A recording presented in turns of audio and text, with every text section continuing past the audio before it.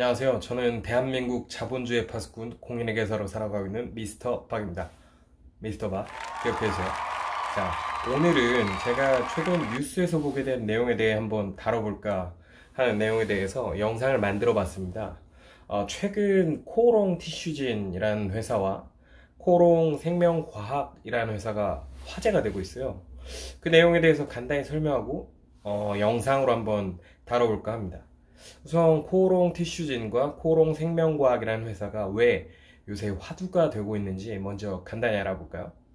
우선 코오롱 티슈진이라는 회사는 전자공시 시스템, 즉 다트에서 검색을 해보면 기업교양 자료에 생물학적 제재 제조업이라는 업을 하고 있는 회사로 나옵니다. 코오롱 생명과학은 기초의학 물질 및 생물학적 제재 제조업이라는 업을 하고 있는 회사고요. 쉽게 말하면 소위 제약업 또는 바이오 산업을 영위하고 있는 회사입니다. 요즘 핫하죠, 바이오 산업. 2019년인 지금 향후 미래 대한민국을 발전시킬 유망한 사업인 바이오 산업이기 때문입니다. 그런데 이 바이오 산업을 회계적으로 바라볼 때는 중요한 개정 과목이 있습니다. 바로 무형자산. 무형자산 뭘까요? 정의는 이렇게 되어 있습니다. 무형자산, 물리적 실체는 없지만 식별 가능한 비화폐성 자산. 쉽게 말해서 자산의 정의를 인용하여 생각해보면 기업이 통제가 가능하며 미래의 경제적 효익, 즉 돈을 기업에게 벌어다 줄 수 있는 효익이 있는 그런 기대가 되는 식별 가능한 물리적 실체가 없는 자산이 바로 무형자산인데요. 예로 들면 영업권 같은 거 있겠죠. 그런데 바이오 산업은 이 무형자산 중에서도 개발비라는 것이 좀 중요한데요. 개발비는 이름은 비용처럼 되어 있지만 비가 비용처럼 되어 있잖아요. 비용이기도 하지만 자산이기도 한 개정 과목입니다. 그럼 언제 비용으로 인식하고 언제 자산으로 인식하냐? 쉽게 말해서 자산의 정의를 적용 가능한 미리 개발하기 위해 투자된 돈을 우리가 자산으로 인식 가능하면 자산, 비용은 자산화가 불가능해서 지출된 그냥 돈입니다. 그럼 이렇게 무형자산과 개발비라는 개정을 알아봤는데 바이오 산업에서 왜 개발비가 중요한지 알아보겠습니다. 바이오 산업, 즉 연구를 통해서 단백질이나 기타 세포 등을 이용해서 개발한 다음에 신약 개발 등을 하는 산업을 흔히들 바이오 산업으로 알고 있어요.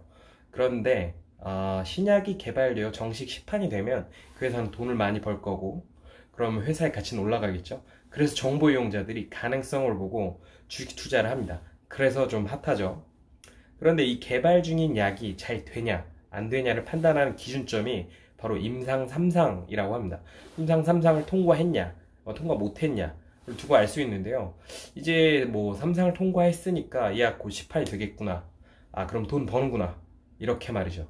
그런데 코오롱 티슈진은 인보사라는 무릎 연골 치료제를 개발 중이었는데 한국에서는 이미 식약처로부터 치료제로 품목 허가를 받고 미국 식품의약국 FDA에서 3상을 통과하니만이 하고 있었어요.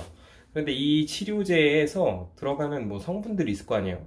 그 성분 중에 하나가 골관절염 관련 성분이어야 되는데, 인보사가 관절염 치료제인데 그 성분이 아닌 다른 성분이 투입되었다고 해서 밝혀진 거예요. 그래서 이슈가 되고 있는데, 그래서 사회적으로도 문제가 되고 있지만 회계적으로도 문제가 생겨서 감사인인 한영회계법인이 재감사를 할 것이다 라고 해서 이슈가 되고 있는데, 그럼 왜 이런 성분의 문제가 회계적으로도 문제가 되느냐, 왜 되는지 궁금하시겠죠. 간단합니다. 아까 말한 그 개발비 있잖아요. 개발비. 코오롱 티슈는 이 치료제를 아직 양산 단계에 이르지 못하고 미국에서 3상 단계를 준비하고 있는 바람에 개발에 들어간 비용들을 개발비라는 무형자산으로 자산화해서 인식하고 있었던 거예요.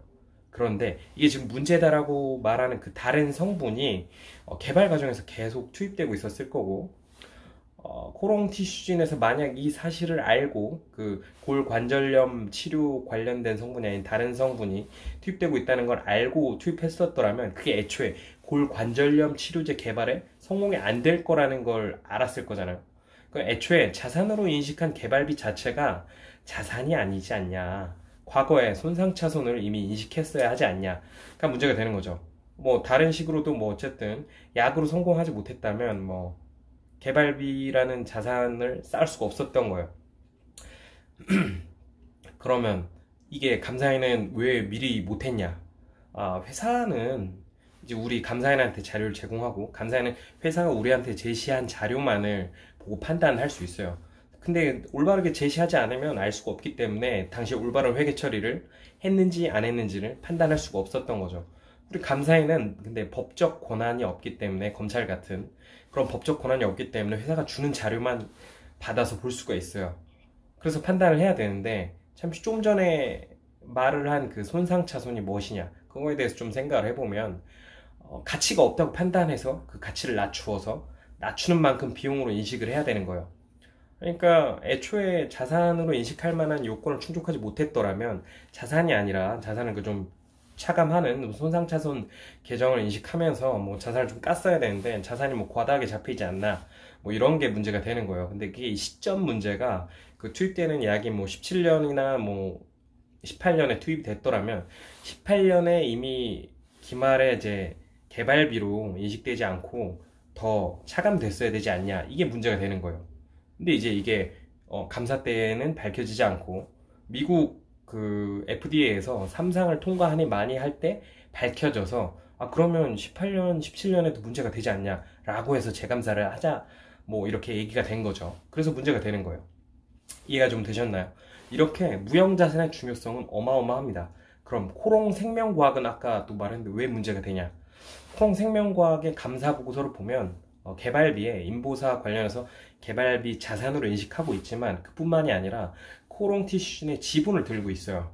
그래서 뭐 매도 가능 금융자산 과거에 지금은 기타 포괄손익 공정가치 금융자산으로 인식하고 있는데 애초에 그 코롱 티슈진의 인보사 관련해서 손상차손 인식을 했으면 코롱 티슈진의 주가는 떨어졌을 거고 그럼 코롱 생명과학이 들고 있는 코롱 티슈진의 지분 상품 즉 감사보고서상 기타 포괄손익 공정가치 금융자산의 손상차손을 인식해야 되지 않냐. 그러니까 코롱생명과학이 코롱티슈진 지분 들고 있는데 지분 자체가 과대평가돼 있으면 코롱생명과학이 들고 있는 자산의 일부인 지분 상품도 가치가 과대평가돼 있다는 거죠. 그래서 손상차손 인식해야 되지 않냐라는 게 문제가 되는 거죠.